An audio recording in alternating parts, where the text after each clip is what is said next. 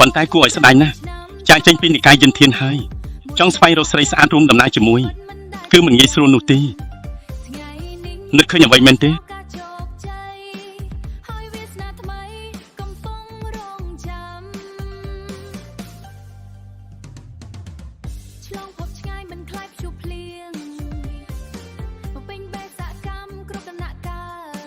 បរមន្នកម្រិតខ្ពស់លក្ខណៈភ្លើងទៀតផងខ្ញុំពិតជាឡើងកម្រិតហើយហេញណាស់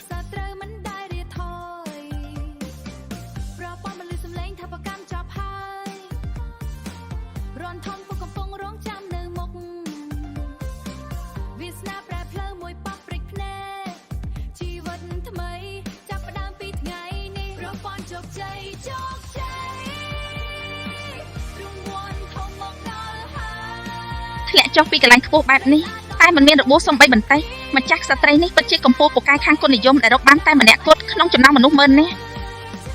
តើនាងគិតថាអាចមានលទ្ធភាពមួយទេដែលថាមាននរណាម្នាក់កំពុងទ្រទ្រង់ទម្ងន់ជំនួសនាង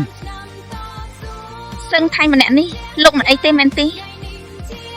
តើនាងអាចជួយរំកិលកំពែសគូតចេញពីមុខខ្ញុំសិនបានទេសំទោសផងអូយយឈឺស្លាប់ហើយខ្ញុំស្រីស្អាត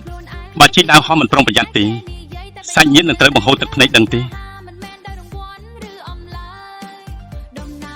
សៀងថៃម្នាក់នេះខ្ញុំជាម្ចាស់ស្ត្រីនៃមហានគរឈិនឈិនឈីឈីឥឡូវនេះខ្ញុំកំពុងត្រូវបានមនុស្សអាក្រក់ដេញសម្លាប់ឲ្យតែលោកព្រមជួយខ្ញុំ500តម្លឹងហើយជូនខ្ញុំត្រឡប់ទៅទីក្រុងអធិរាជគុណវិញខ្ញុំនឹងឲ្យព្រះមេតាខ្ញុំតែងតាំងលោកជាមេទ័ពធំម្ចាស់ស្ត្រីនៃមហានគរឈិនទៅឆ្ងាយទៅខ្ញុំជាឈិនស៊ីហួងទៅទៀតមិនមែនទេខ្ញុំពិតជាម្ចាស់ស្ត្រីមែនណា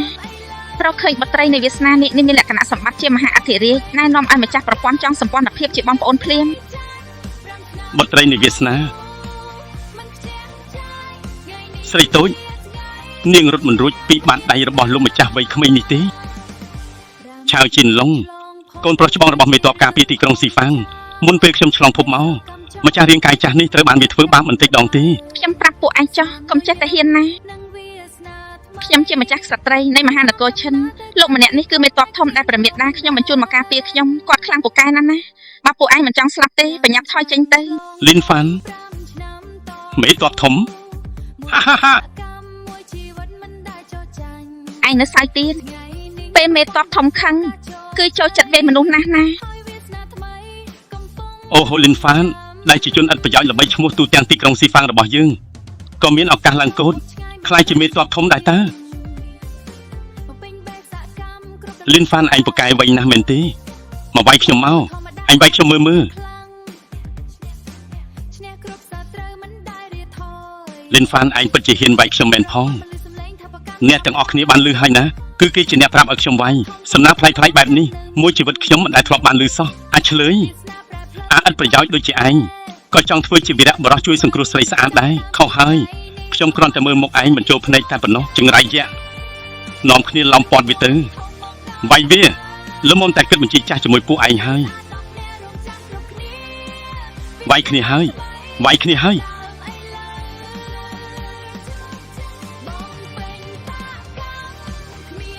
ទៅទាលទៅវិញមនុស្សរបស់គាត់ពិតជាសង្ហាខ្លាំងណាស់តើអាលីនហ្វាន់ឥតប្រយោជន៍នេះចេះខ្លាំងពូកែបែបនេះតាំងពីពេលណាមក